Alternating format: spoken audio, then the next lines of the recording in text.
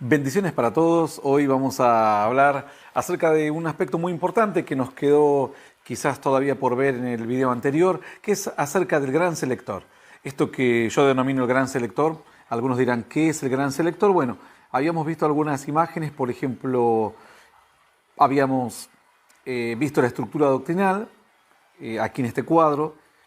Vimos que cada categoría, por ejemplo, en objetivos, temporalidad, destinatarios, variabilidad, etcétera, teníamos muchas opciones y teníamos que, después de algún análisis, elegir algunos de estas categorías, de estas opciones dentro de la categoría, para luego poder pasar a nuestro resultado, que era el siguiente. Sin embargo, cuando empezamos a seleccionar las categorías, quizás alguien se preguntó, a ver, ¿cómo hacemos para seleccionar las categorías? ¿Cómo yo puedo saber que el objetivo es espiritual, social, en este caso social, y no es sentimental, por ejemplo? ¿Cómo puedo saber a qué refiere la temporalidad? ¿Cuál de estas opciones elegir en lugar de elegir un futuro incierto, elegir una ocasión específica y demás?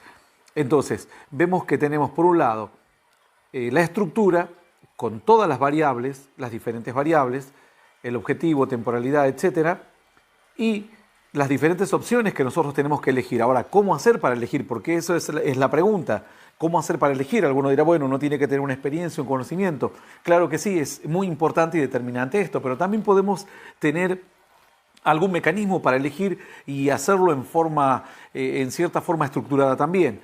Para esto hemos diseñado esto que yo denomino el gran selector, que es una de las formas que regularmente, la forma en que regularmente se hace, pero quizás nadie le ha dado una estructura a manera de que otros puedan comprender. Esto que estamos viendo es un análisis profundo de la doctrina, muy, pero muy profundo. Esto es útil para líderes, obreros, siervos, teólogos, etc.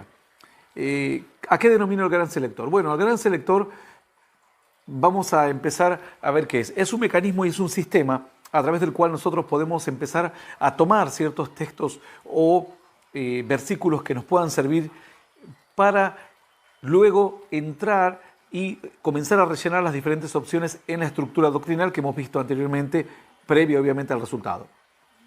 Podemos hacerlo partiendo de un tema principal, podemos hacerlo partiendo de un tema secundario o podemos hacerlo partiendo de un tema asociado. Obviamente que siempre vamos a partir de un tema principal, pero a veces el tema principal no nos dan muchas pistas porque hay temas, esto se usa en situaciones muy específicas, digamos.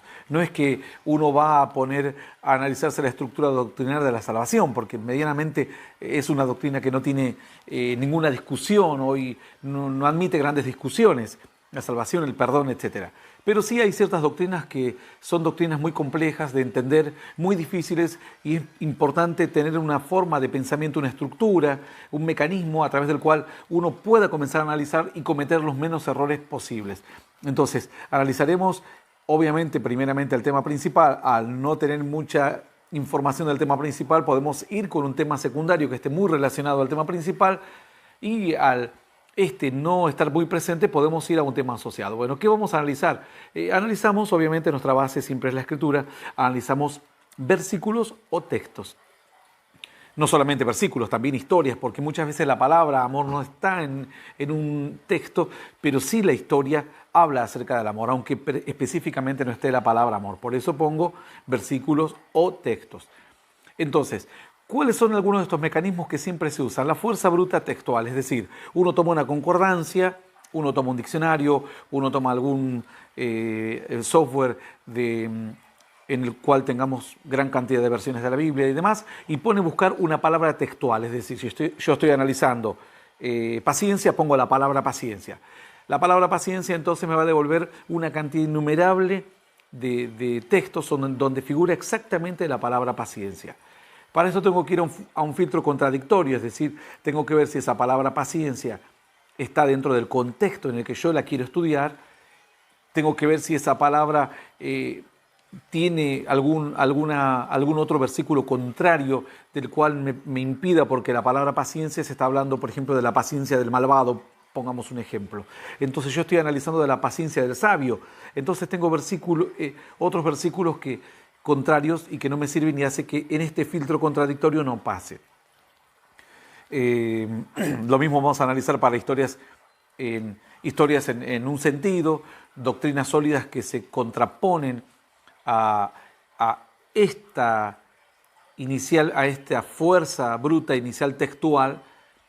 Todo lo que pase por aquí, o al carácter de Dios, por ejemplo, si yo estoy analizando paciencia y pongo paciencia del malvado y veo que la paciencia del malvado será recompensada, o entiendo que hay un versículo que quizás en forma irónica lo dice, o en forma irónica, pongamos, yo no lo puedo hacer pasar al siguiente camino porque va en contra del carácter de Dios. Está sabido que está puesto entonces con otro contexto, con otra enseñanza, con otro objetivo. No está puesto para que nosotros nos inspiremos en la paciencia que tuvo el malvado para destruir a alguien, para hacer una doctrina de esa paciencia. Entonces este es un gran filtro. Y luego la lógica también puede influir en menor medida. Es decir, nunca podemos saber, por ejemplo, que si hay una historia que dice que una hormiga se tragó a un barco, obviamente algún detalle tiene, porque lógicamente es imposible. Aún pongo, obviamente, por menor medida, porque muchas veces los milagros implican la ruptura de toda la estructura lógica del hombre. Por eso son milagros, si no, no serían ningún tipo de milagros, pero en cierta forma también tenemos que usar cierta lógica para entender que en aquellos días se usaban ciertos instrumentos, ciertos elementos, ciertas formas de contar las historias y demás que también pueden influenciar en nuestros días al tomarlas sin entender la lógica que reinaba en aquel entonces y la lógica con la cual debemos aplicarlos en estos días. Bueno, este es un filtro contradictorio. Todos los textos que pasen por esta fuerza bruta textual, es decir, una cantidad inmensa de palabras donde figura la palabra sabiduría, sabiduría, sabiduría, yo debo hacerla circular. Si ya pasó por el primer filtro contradictorio, la hago circular por un seleccionador de igual contexto.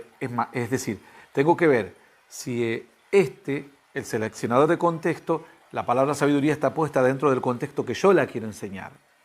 Sabiduría para lo bueno, sabiduría para los negocios, sabiduría para buscar a Dios, sabiduría para escuchar consejos y demás.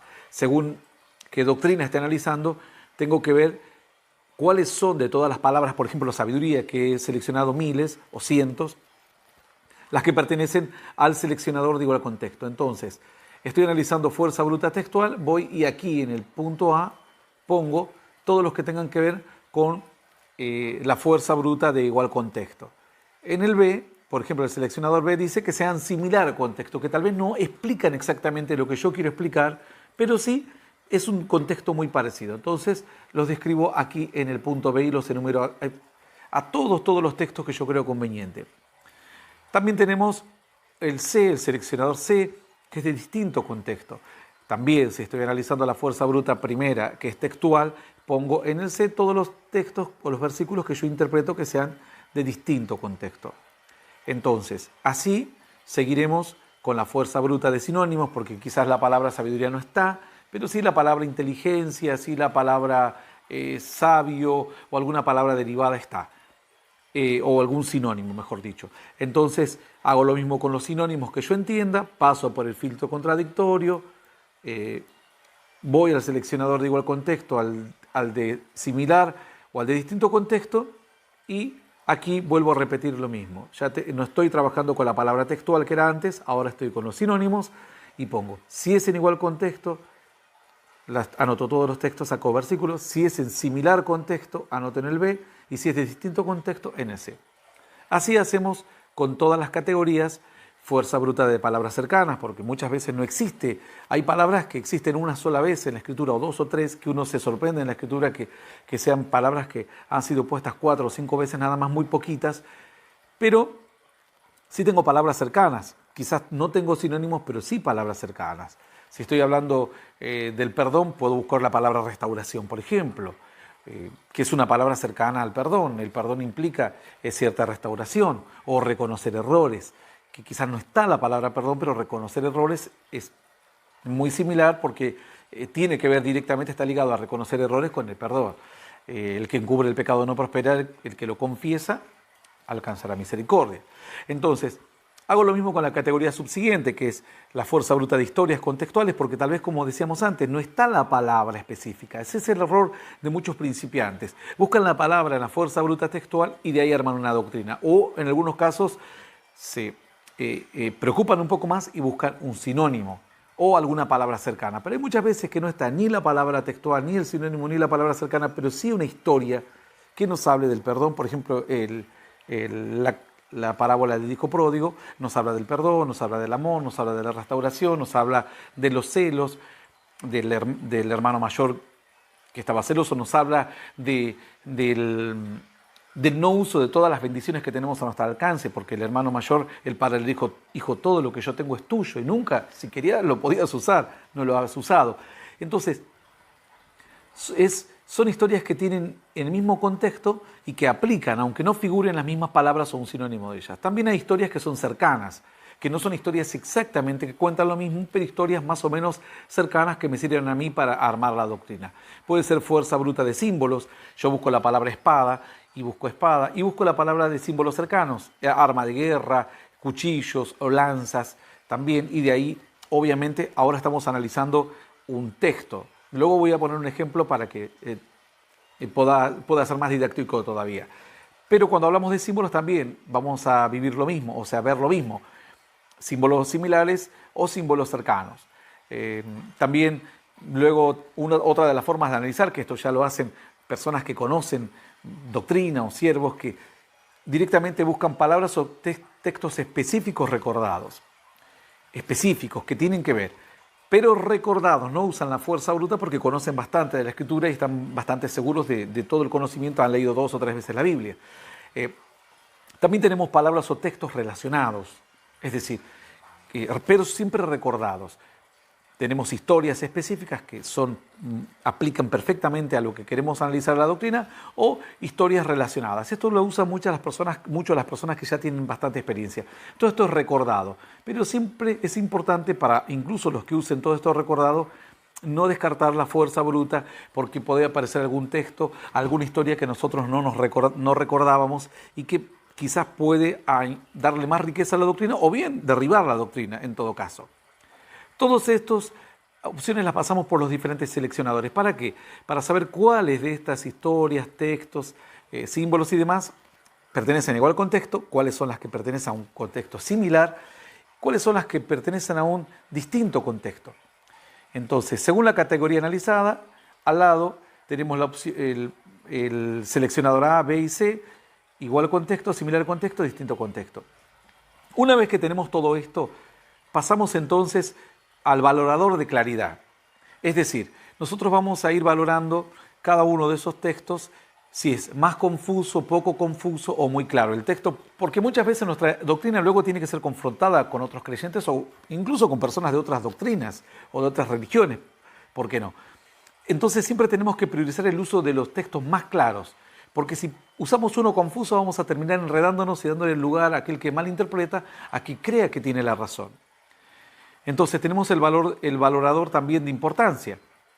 Tenemos que ver si la doctrina que estamos analizando es una doctrina fundamental, es decir, si yo estoy relacionando una historia contextual o una historia semejante, tengo que ver si esa historia me está ligando a una doctrina fundamental, importante, muy importante, poco importante y demás. Después tengo el valorador de autoridad. Es decir, si el versículo lo dijo Jesús es muy importante, si lo dijo Dios, si lo dijeron los profetas, alguien quizá lo puede discutir diciendo, bueno, pues lo dijo un profeta, pero acá tengo otro versículo que lo dijo Dios específicamente. Entonces, obviamente, entre un profeta y Dios va a vencer el versículo que haya dicho Dios o Jesús. Estos son valoradores. También vamos a usar un descriptor, por último, que nos va a decir si el texto está en el pre-Antiguo Testamento, antes de la ley, en la ley en el Antiguo Testamento, en el Nuevo Testamento, en la gracia o post-Nuevo Testamento, que es después de que el Espíritu se ha quitado de la tierra, como dice la Escritura, y se manifiesta el hombre de iniquidad y de pecado.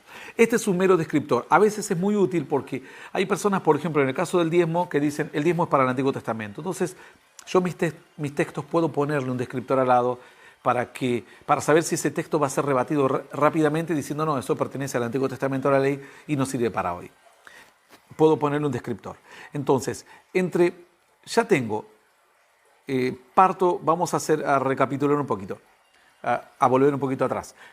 Tengo un tema principal, que es el que voy a usar primero, y busco de analizar versículos o textos, uso las diferentes categorías que están descritas aquí, fuerza bruta textual, es decir, concordancias, manuales, buscadores, etc. Paso por primer filtro contradictorio, es decir, a ver si no estoy malinterpretando o si el versículo, hay otro versículo contrario que me derriba ese que estoy por analizarlo. Lo mismo las historias, las doctrinas sólidas, el carácter de Dios, etc. Si hay algún texto que yo encuentre que aparenta decir Dios te odia, obviamente va a haber un inconveniente con el carácter de Dios, que dice que Dios es amor. Entonces, no es conveniente usar esos textos porque van contrarios a grandes doctrinas ya sólidas y establecidas. Luego de ello utilizo los selectores para saber si es de igual contexto a la doctrina que estoy analizando, de similar contexto o de contexto distinto. Vuelvo a las categorías y describo aquí cada uno de los textos que he usado, los versículos, si van a corresponder a la opción A, al seleccionador A, al B o al C, según si es igual contexto, diferente contexto o similar contexto. Luego paso mis versículos, comienzo a pasarlos por un valorador, es decir, yo tengo que valorar entre 40 versículos cuál es más claro, por ejemplo. Dentro de los más claros tengo que valorar cuál es de mayor importancia doctrinal, cuál es más influyente. Dentro de esos que vuelven a pasar para acá, tengo que ver cuáles tienen más peso de autoridad. Es decir, si alguno lo dijo Dios, Jesús, el Espíritu Santo, tiene más autoridad que si lo dijo un patriarca o un profeta o un apóstol. Ahora, si lo dijo un patriarca como pongamos Abraham, en comparación a un profeta menor, va a valer más la palabra de Abraham. Fíjense que incluso el pueblo judío tenía a Abraham como ellos estaban orgullosos porque era el padre de la fe. Luego tengo un descriptor que me dice si pertenece al Antiguo o Nuevo Testamento, pre-Antiguo Testamento o post-Nuevo Testamento. Una vez que tengo esto, ahora llegó la hora de clasificarlos y valorarlos a mis textos. Acá tengo de vuelta las mismas categorías, fuerza bruta textual, sinónimos, etcétera, que son estas mismas categorías y estas mismas categorías. Pero en este momento voy a tener ya un resultado. ¿Por qué? Porque ahora voy a tener dentro de los seleccionadores, es decir, vamos al seleccionador A, que es el contexto, yo los he puesto acá, en mi contexto, los he pasado por un filtro, un valorador de claridad, un valorador de importancia, un valorador de autoridad. He usado el descriptor para saber si es Antiguo o Nuevo Testamento y ahora los voy a poner aquí. Yo tengo muchos en el A, seleccionados en un texto A, pero hay algunos que tienen más importancia. Los que tengan más importancia, según los valoradores que he usado, es decir, si lo dijo Cristo, si lo dijo un apóstol, si es más claro el texto, menos claro, los que yo considere más claro, más importante y demás, los voy a poner en el 1. Tienen mejor valoración. Los que considere dentro de todos estos textos que son quizás un poco claros, no tan claros, en el 2. Y los que considere que no son un poco medio confuso, en el 3. Y así, si es en el seleccionador B, haré lo mismo. Si es más importante o menos importante, en esto estamos hablando de contextos similares. Si es un versículo que habla de contexto similar, el más importante lo voy a poner aquí, el medianamente importante aquí, el menos importante aquí. Y si es de diferente contexto, en el seleccionador C, voy a hacer lo mismo, el más importante, el medianamente importante, el menos importante.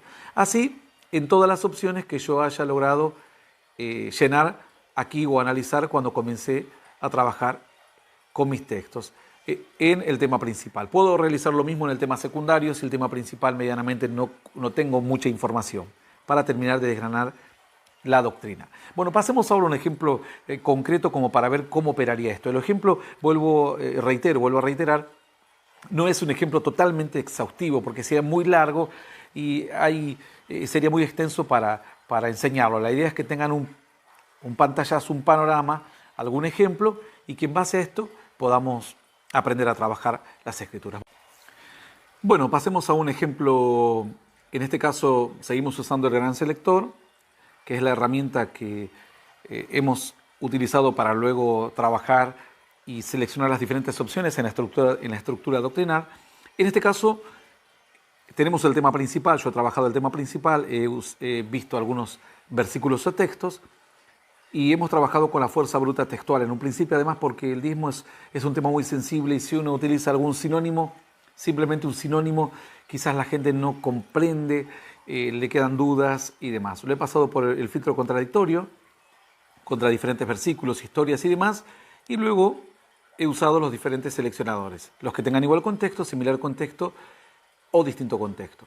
Entonces, en mi fuerza bruta textual he seleccionado estos textos como para que podamos analizarlos. Por ejemplo, tenemos Génesis 14, 20, que es lo de Abraham y Melquisedec, lo de Levítico, que habla acerca de que el diezmo es de Dios, el diezmo como rescate, de qué se debía diezmar en las vacas y ovejas, por ejemplo, a quién correspondía, es decir, aquí a Leví, el diezmo de los diezmos.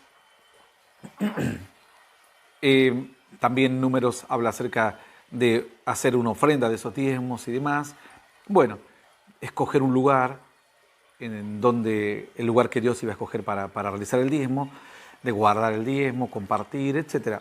Una gran cantidad de textos. Por ejemplo, aquí vemos el edicto de Ezequías, el diezmo de Ezequías. Ahí están los diferentes versículos.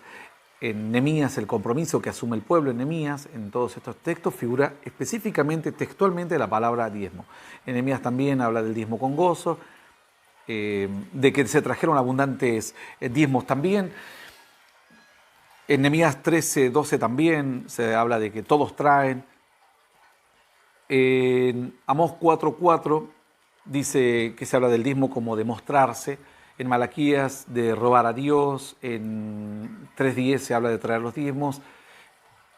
En Lucas se habla del fariseo que cumplía, aquel que dice ayuno, cumplo con mi diezmo, etc. En Hebreos se vuelve a hablar de Melquisedec, Abraham y Melquisedec, en 7:4, 7:6, etc. y subsiguientes. En 7:5 se habla de como mandamiento. En el 7:8 por último, aquí se habla de que reciben mortales los diezmos de la tierra. Estos son todas las palabras diezmo en la Escritura si uno busca una concordancia textual. Por eso lo he puesto en el A.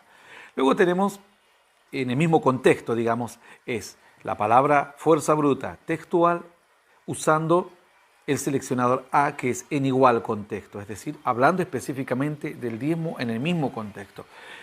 En cambio, a Génesis 28, 22, como es una historia en la que Jacob, él quiere voluntariamente dar diezmo, lo he puesto en el B, que es en similar contexto. Bueno, así he seguido con los demás. He usado fuerza bruta en los sinónimos, también lo he pasado por los diferentes, aquí, por el filtro contradictorio, mis versículos, seleccionando algunos y otros descartándolos, viendo a qué seleccionador correspondían, si al A, al B, y he puesto estos, que son sinónimos. Y dice Deuteronomio 14, indefectiblemente diezmarás, 26, 14 y 15, bendición a diezmar. El B, que ya pertenece a similar contexto, aquí el B es cuando Jesús habla de la menta, el eneldo, el comino, acerca del diezmo. Y en el C es de distinto contexto, es decir, que el futuro rey le hará diezmar al pueblo de grano, el rebaño sin bendiciones, cuando Samuel habla al pueblo, cuando ellos le piden rey. Por eso lo he puesto en el C, porque pertenece a un contexto distinto que no lo voy a usar, no tiene, a no ser que tenga algo que ver, pero en este caso no tengo manera de relacionar ese texto. He usado la fuerza bruta de palabras cercanas. En este caso lo más cercano al diezmo se puede utilizar como el dar.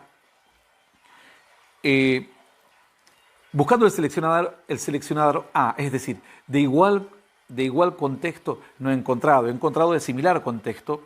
Por ejemplo, en Hechos 20:35, mejor dar que recibir. Filipenses, hoy ellos participaban en dar que recibir. Proverbios 11:24, reparten y les he añadido más, y otros que retienen más de lo debido y vienen a la pobreza. En Proverbios 11:25, el alma generosa será prosperada. En Lucas 6:38, dad y se os dará. En Proverbios 3:9, honra a Dios con tus bienes. En Corintios, repartir con liberalidad.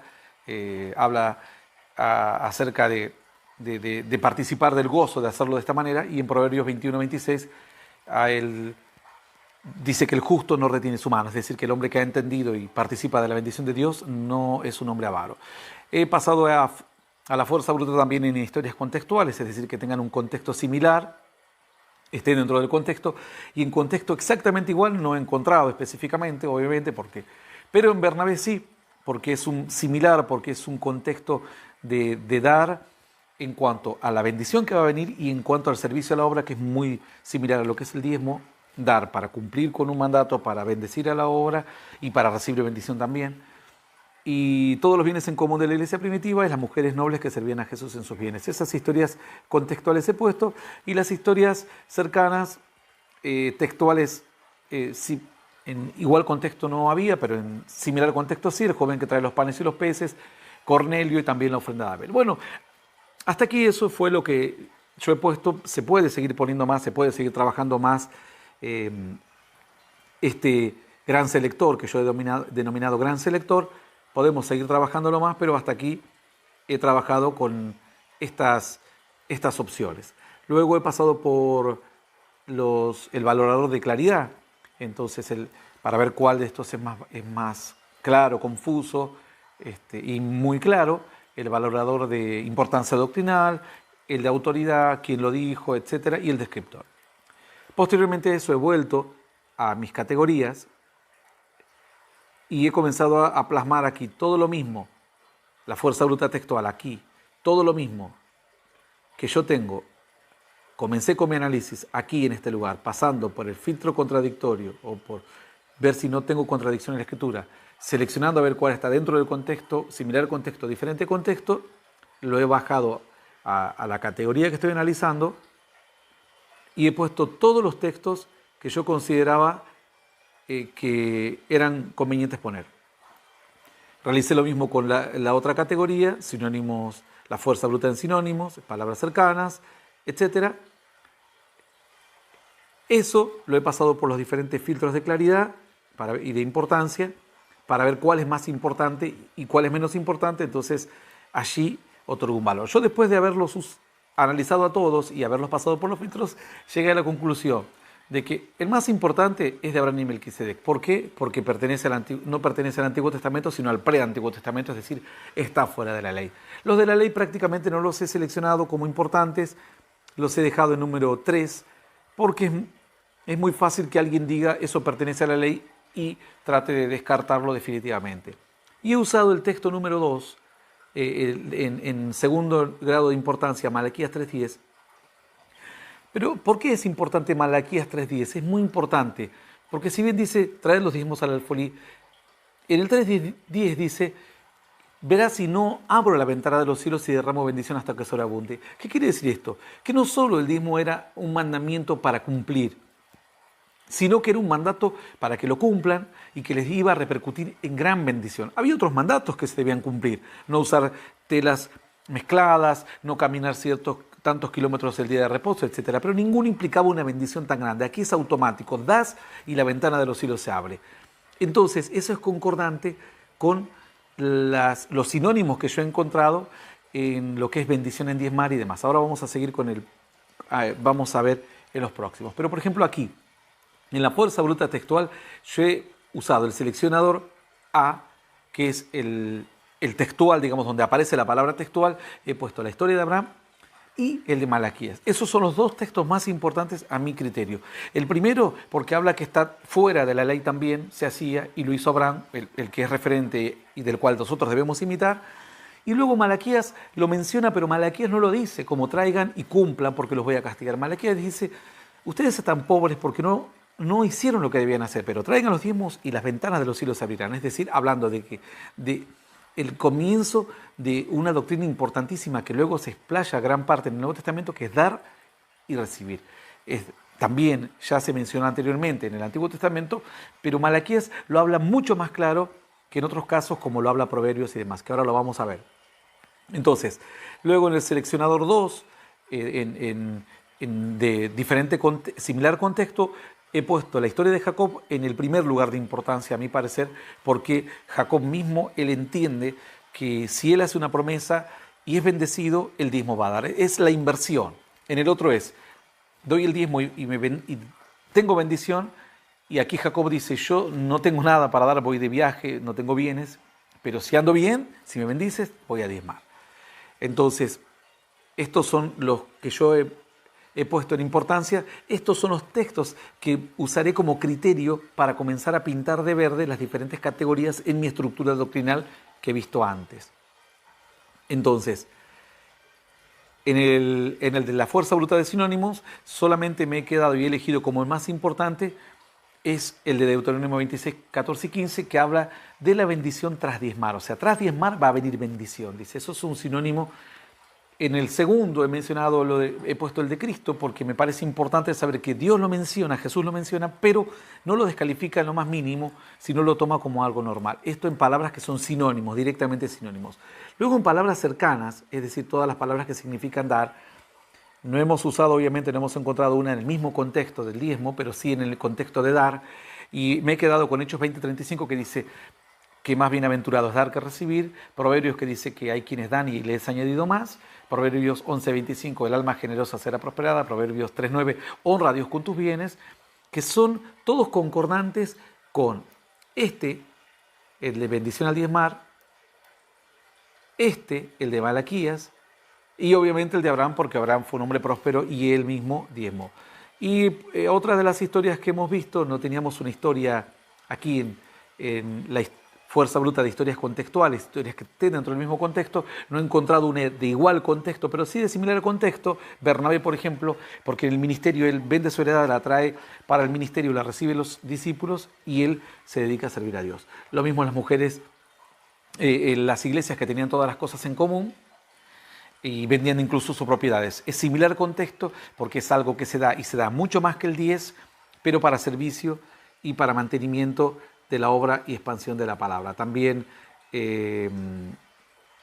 podemos ver entonces todos estos textos que yo he puesto aquí en este resultado final y los he clasificado por importancia. Entonces yo he llegado a que dentro de lo que hemos visto, esto poco que hemos visto, un 30, un 40, un 50 de lo que se puede analizar una doctrina, estos textos son ahora mi fundamento para yo tomar un criterio y comenzar a analizar las diferentes opciones que voy a tomar en mi cuadro de estructura doctrinal, donde estaba, recuerden, donde estaba el objetivo, donde estaba la variabilidad, donde estaba a quién iba destinado, etc. Con estos textos que he seleccionado, con esta herramienta que yo denomino el gran selector, con esto que yo he seleccionado, me sirve ahora de base y de criterio para trabajar en la siguiente tabla y luego esa tabla me va a dar un resultado.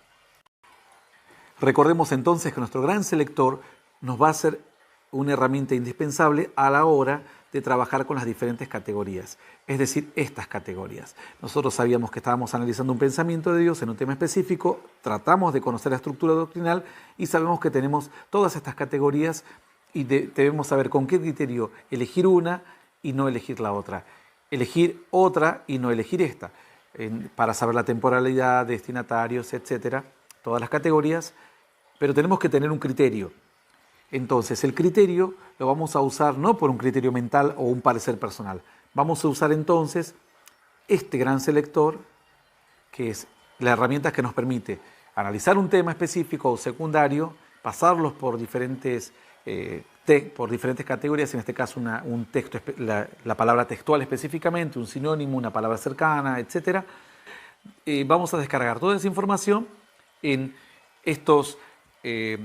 estas categorías que hemos seleccionado, acomodando ahora solo los que creamos que son más importantes y en el puesto número 2 los que son medianamente importantes, en el 3 los menos importantes. Con esta información, entonces ahora sí podemos seleccionar y pintar de verde las diferentes categorías, porque ahora tenemos un elemento para seleccionar, para juzgar, no para usar solamente un parecer personal. Luego de estas categorías dijimos, entonces ya vamos a pasar a un resultado que es lo que hemos analizado en los videos anteriores. Bueno, espero que esto les haya sido de gran utilidad. Recuerden que estas son herramientas muy, muy profundas, de análisis doctrinal muy profundo. Son herramientas que pueden utilizar líderes, obreros, pastores, toda clase de teólogos o personas que estudian la palabra. Y se puede realizar con esto un análisis muy, pero muy profundo en doctrinas, obviamente, que quizás se encuentran en entredicho o se encuentran confrontadas por otras doctrinas. Espero que les haya sido de gran utilidad. Que Dios les bendiga.